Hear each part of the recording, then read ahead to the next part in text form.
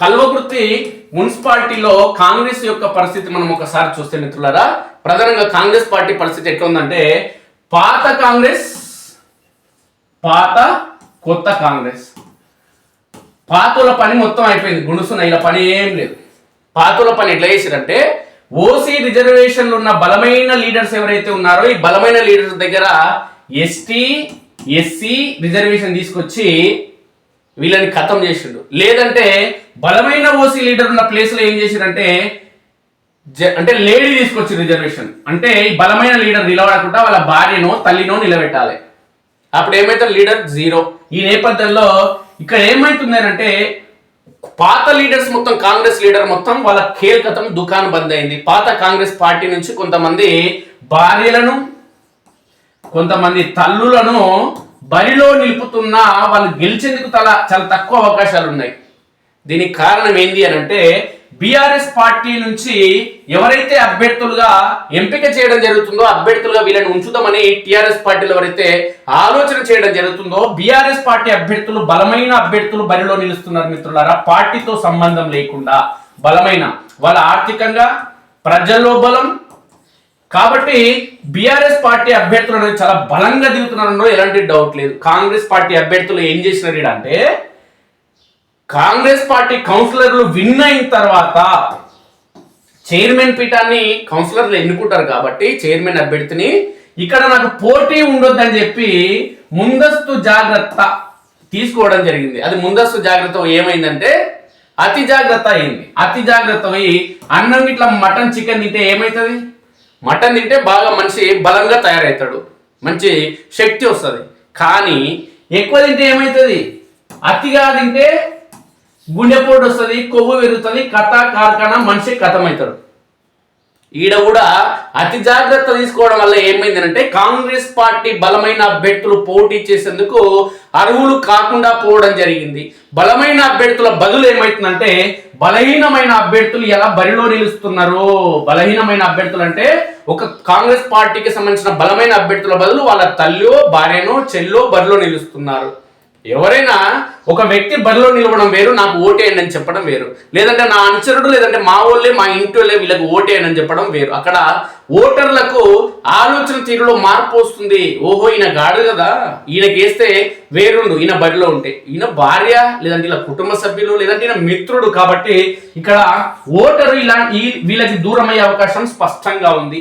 ఈ నేపథ్యంలోనే కాంగ్రెస్ పార్టీకి సంబంధించి ప్రస్తుతం పరిస్థితి ఏ విధంగా తయారైందంటే, పాత కొత్త మధ్య పాత కాంగ్రెస్ పార్టీకి సంబంధించిన వాళ్ళకి చాలా మందికి అవకాశం రాని నేపథ్యంలో వాళ్ళందరూ కూడా ఇప్పుడు గుంభనంగా వెయిట్ చేయడం జరుగుతుంది. అదే విధంగా యువ నాయకుడు కాంగ్రెస్ పార్టీలో ఉన్న నేపథ్యంలో ఆయనకి ఇప్పటికి కూడా ఏ వార్డులో కూడా గత ఎన్నికలైన పోటీ చేసిండు.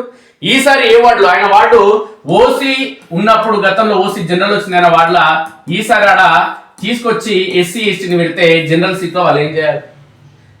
ఓకే, ఓసీని బలమైనడు, డబ్బులు ఎంతైనా ఖర్చు పెట్టుకుంటాడు, ఆయన వార్డులో ఆయన గెలిచే అవకాశం ఉంది. ఇప్పటి వరకు ఆయనని డిక్లేర్ చేయలే. ఈ నేపథ్యంలో ఆయన ఓసీ ఈ క్యాండిడేట్ తో పాటు ఒక వార్డు, భార్య ఒక వార్డు, ఇంకా ఆయన మిత్రుడు ఉంటాడు, సన్నిహితుడు, ఆప్తుడు, ఆయనలో వాడు, 3 వార్డుల్లో నేను పోటీ చేస్తా, వీళ్ళ సంగతి చూస్తాని వ్యూహాలు ఆయన రచిస్తున్నాడు.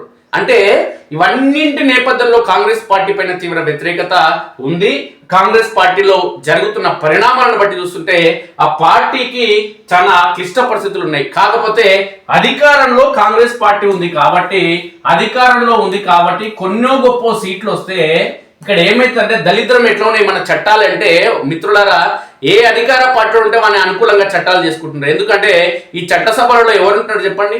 డబ్బున్నోడు, అవినీతి అక్రమాలు చేసేటోడు, హత్యలు చేసేటోడు, అత్యాచారం చేసేటోళ్ళు, క్రిమినల్స్ చాలా మంది పెరిగిపోయారు మన చట్టసభలలో. అందరూ ఉన్నారు అని మన అంటలే మిత్రులారా, ఎక్కువ మంది పెరిగిపోయారు. వాళ్ళకే ప్రజలు కూడా క్వార్టర్కు 500 రూపాయలకు ఓట్లు వేస్తున్నారు. ఎవడిస్తాడు క్వార్టర్ 500 రూపాయలు? కిలో చికెన్ ఓడిస్తాడు మిత్రులారా, డబ్బును ఓడిస్తాడు. సమాజ సేవ చేసడానికి ఓటు వేసలేదు సమాజంలోని ప్రజలు చాలా మంది. అందుకే అవినీతి అక్రమ మార్గంలో డబ్బులు సంపాదించి ఎన్నికల్లో ప్రవేశించి నాయకులుగా గెలుపొందుతున్నారు. గెలుపొంది సమాజాన్ని పీల్చి పిప్పి చేస్తున్నారు. ఈ ప్రజల నడ్డి విరుస్తున్నారు. అయినా మనం వాళ్ళకే ఓటేస్తాం. ఎందుకంటే ఎన్నికల రోజు ఓటు ఎన్నిక వచ్చినప్పుడు వారు బచ్చా చేస్తాడు, ఓటు వేసిన తర్వాత ఓట్లు అయిపోయినాక మళ్ళీ చికెన్ తోని బువ్వ పెడతాడు, మళ్ళా పని చేసుకోనికి హైదరాబాద్ పోయడానికి మళ్ళీ ఛార్జ్ ఇచ్చి పంపిస్తాడు. మధ్య మళ్ళీ నైట్ మంచిగా తాపిచ్చే ఇంత బీరో ఏదో ఒక్కరోజు సంతోషం చూసుకొని 5 రోజులకు అమ్మడబోతున్నారు. ఈ పరిణామాల నేపథ్యంలో అధికార కాంగ్రెస్ పార్టీకి సంబంధించిన నాయకులు కావచ్చు, అప్పుడున్న బీఆర్ఎస్ పార్టీ ఎవరు సొక్కమైనాడు కూడా అధికార పార్టీ వాడు ఏం చేస్తున్నాడంటే, ప్రజలు ఇచ్చినటువంటి తీర్పు ఏదైతే ఉందో కౌన్సిలర్లని 7 మంది కాంగ్రెస్ వాళ్ళు, ఇక బీఆర్ఎస్ వాళ్ళని 12 మంది గెలిపించిన, కనువోళ్ళు ఆడో ఈడో ఎవడన్నా మర్చిపోయి గెలిచినా, ఇక్కడ బీఆర్ఎస్ వాళ్ళు ఎక్కువ గెలిచినా ఇక్కడ చైర్మన్ అయ్యే అవకాశం లేకుండా చేస్తున్నారు. అప్పుడున్న టీఆర్ఎస్ కూడా గిట్నే చేశారు. ఏంది అని అంటే, కాంగ్రెస్ వాళ్ళు 7 మంది గెలిచారు కదా, 7 మంది కాంగ్రెస్ కౌన్సిలర్ గెలిస్తే మళ్ళీ ఎమ్మెల్యే వస్తాడు ఓటేస్తాడంట, అంటే ఒక కౌన్సిలర్ అయినట్టాడ. మళ్ళీ ఎంపీ వస్తాడు ఆయన ఓటేస్తాడంట, ఇంకోటి ఎమ్మెల్సీ వస్తాడు ఆయన ఓటేస్తాడంట. అంటే ప్రజలు వేసిన ఓట్లకు కానీ ఈడ విలువ లేదనేది సుస్పష్టం. ప్రజలు మాకు ఏ నాయకుడు కావాలి, ఏ పార్టీకి సంబంధించిన నాయకుడు కావాలని ప్రజలు ఒక ఆలోచన చేస్తే, ఈ రాజకీయ పార్టీలకు సంబంధించిన నాయకులు మీ ప్రజల అభిప్రాయాలు మాకెందుకురా బాబు, మా దగ్గర బలం ఉంది, అధికారం ఉంది, మేము ఓట్లేసి గెలిపించుకుంటామని చెప్పి బొమ్మిని తిమ్మి చేసి అప్పుడున్నటువంటి టీఆర్ఎస్ కానీ ఇప్పుడున్నటువంటి కాంగ్రెస్ ప్రయత్నం చేస్తున్నది. కాంగ్రెస్ వల్ల బలం ఇదే. కౌన్సిలర్ సీట్లు అట్లిట్లు ఏమన్నా అయితే మా వాళ్ళు ఉన్నారు కదా వచ్చి ఓట్లేస్తారని కాంగ్రెస్ వాళ్ళు కలలు కంటున్నారు. ఇక్కడ జనరల్ లేదంటే బీసీ జనరల్ వస్తుందని కలలు కన్నారు, బీసీ జనరల్. కానీ ఏమైంది, కళలన్నీ కళలయ్యి జనరల్ మహిళ వచ్చింది, జనరల్ మహిళ వచ్చింది. అప్పటికే లీడర్స్ ఆఫ్ సగం ఖతమైంది సార్ది పని, ఇంకా మిగిలింది సగమే ఉంది.